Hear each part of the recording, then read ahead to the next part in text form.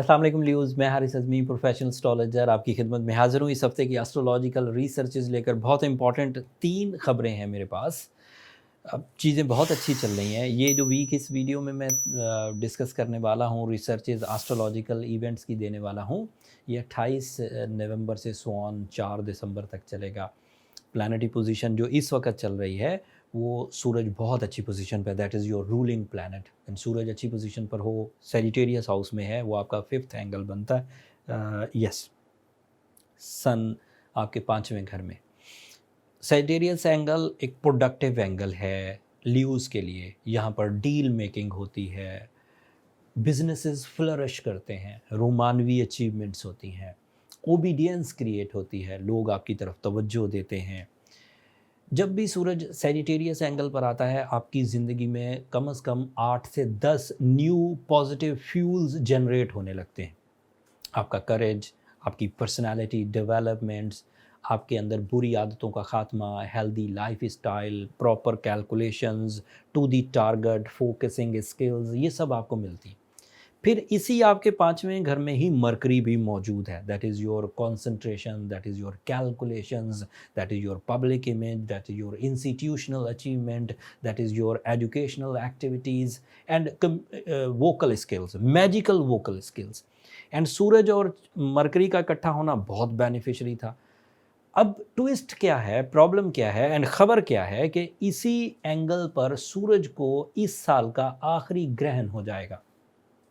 वो positive angle जो constant positive fuel आपके लिए जनरेट कर रहा था, वो सन जो आपका रूलिंग प्लैनेट आपकी फितरत को निखार रहा था, वो सूरज जो मरकरी के साथ मिलकर आपकी कम्युनिकेशन स्किल्स को मैक्सिमाइज कर रहा था, उसको 3 घंटे का ग्रहण सुबह 10:30 बजे से लेकर दोपहर 1:30 बजे तक ग्रहण लग जाएगा।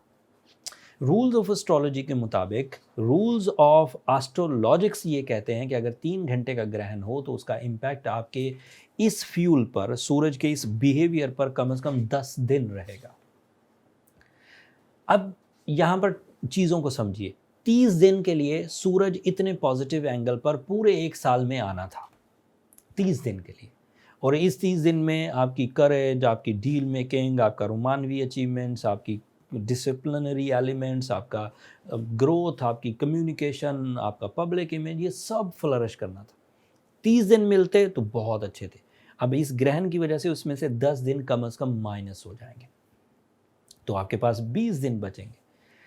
अब उस 20 दिन में भी अगर आप किसी ऐसी झंझट में फंस जाते हैं जो कि जज्बात से रिलेटेड हो, ब्रेकअप हो जाए, किसी मोहब्बत में नाकामी हो जाए, किसी डील में नाकामी हो जाए, तो उसका इम्पैक्ट और सिवियर हो जाएगा, लंबा हो जाएगा। तो ज़रूरत ही समर की है। और बहुत सारी बातें हैं जो मैं कर सकता हूँ, लेकिन मैं इस वीकली वीडियो को शॉर्ट ही रखना चाहता हूँ। जो समझाने की बात है वो ये है कि सूरज के इम्पैक्ट को मिनिमम करिए, सूरज के ग्रहण के इम्पैक्ट को मिनिमम करने की कोशिश करिए, by your plannings, by your spiritual dealings, by your scientific remedies, ताकि ये चीज़ आप पर हावी ना हो। और ये जो 30 दिन का गोल्डन सीज़न हमें आखिरी हफ्तों में जाकर मिला है, साल के आखिरी महीने में, तो इसे मैक्सिमम यूज़ किया जाए for the growth, for the betterment, for the achievements, for the authorities, for the profits, for the face value. और अगर आप ग्रहण की जद में आ जाते हैं तो दैट मीन्स कि आपने अपने इस अचीवमेंट्स को, आपने 10 दिन ज़ाया नहीं किए, आपने उन 10 दिनों में जो रिवॉर्ड्स मिलने थे उन्हें ज़ाया किया, और वो आपके लिए बाद में पछतावे की वजह बनेंगे ही बनेंगे। जो ट्रबल्स आपको इस ग्रहण से आ सकती है, मैं उसका एक डिटेल वीडियो अलग बना चुका हूँ, वो नीचे मैं डिस्क्रिप्शन में लिंक दे दूँगा, एक नज़र उसे देख लीजिएगा। बट फिर भी आपको अपने अंदर अपने जज्बात पर काबू रखना चाहिए। चाँद भी उसी दिन नया होगा, ये एक अलग खबर है। नया चाँद 4 ही तारीख को इसी आपके 5th एंगल पर ही होना था। तो अब अगर ये चीज़ें आपके लिए ट्रबल की वजह बनी, मरकरी भी डाउन हो गया, सन भी डाउन हो गया, तो फिर आपके लिए ये जो 10 दिन के बेनिफिट्स थे, ये पछतावे की वजह बनने लग जाएँगे। अब इनको ओवरकम करने के लिए बहुत आज़मूदा और बहुत ही अच्छी रेमेडीज़ एस्ट्रोलॉजिकली मौजूद हैं, वो मैं एंड पर बयान करता हूँ। लेकिन अब जो अदरवाइज़ प्लस चीज़ें हैं, उनका थोड़ा-सा ज़िक्र किया जाए। आपका वीनस आपके 6th एंगल पर है, this is a Capricorn angle, and Venus अगर 6th एंगल पर हो तो ये बेनिफिट्स क्रिएट करता है, ये आपके अंदर हिस्से लताफत पैदा करता है, आपको हल्का हल्का महसूस कराएगा। लेकिन वीनस जितना भी आपको हल्का महसूस कराए, जितना भी आपको रिफ़्रेशिंग मूड दे, लेकिन ग्रहण सूरज को है, वो एक बड़ा प्लैनेट है, पूरा सोलर सिस्टम उसी से चल रहा है, अगर उसी को ग्रहण होगा तो वीनस ज़्यादा कुछ नहीं कर पाएगा, बट जितना कर पाएगा वो इस वक्त किसी ऑक्सीजन से कम नहीं है, इसलिए उसे पॉजिटिव ही कहेंगे, लेकिन फिर भी आपको अपने आप को थोड़ा संभाल कर चलना चाहिए। Jupiter in positive mode 7th angle पर है, ये बहुत हद तक आपको सपोर्ट करेगा। सैटर्न आपके 7th एंगल पर है, ये भी पॉजिटिव मोड है, तो ये भी आपके लिए बहुत बेनिफिशियरी होगा। अब सूरज की कमी जो कुछ घंटों के लिए ग्रहण होगा और उसका इम्पैक्ट 10 दिन के लिए होगा, उसे कैसे दूर किया जा सकता है? उसी एंगल पर मरकरी है, उसी एंगल पर नया चाँद है, तो इन 3 प्लैनेट्स की कमज़ोरी को दूर किया जा सकता है with the help of Surah Shams, with the help of blue sapphire, with the help of Surah Ikhlas.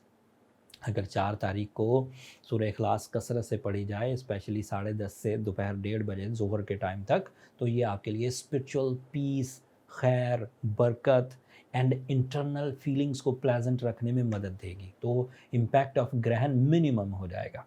And अगर आपने ब्लू सफ़ायर पहना होगा तो उसकी रेडिएशन बहुत हद तक नेगेटिव रेडिएशंस को रिपेयर एंड रिपेल कर देगी, तो जो डैमेजेस हमें सूरज ग्रहण से आना एक्सपेक्टेड हैं, हम फार श्योर उन्हें रिपेयर कर पाएंगे। और इस रिपेयरिंग से आपका वो अच्छा दौर जो 22 नवंबर से शुरू हुआ है, वो उसी तसलसल से, उसी मोमेंटम से चलता रहेगा, चाहे उसके अंदर ग्रहण भी आ जाए, तो आपका वो तसलसल टूटेगा नहीं।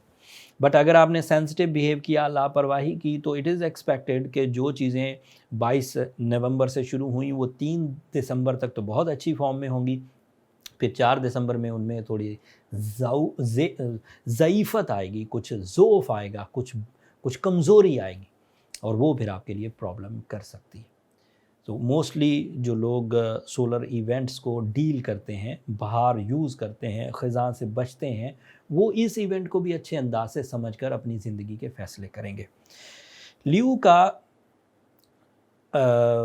सूरज ग्रहण को फेस करना ज़्यादा असर इसलिए करता है कि ये एक ऐसा प्लैनेट है जिसके जब भी ये अच्छी एंगल पर चमकता है, ये आपकी सेहत को, आपकी पर्सनालिटी को सेव करता है, प्रोडक्टिव करता है, और जब ये डाउन होता है तो आपकी सेहत, आपकी पर्सनालिटी, आपका डील मेकिंग सेक्टर डिक्रीज़ होता है।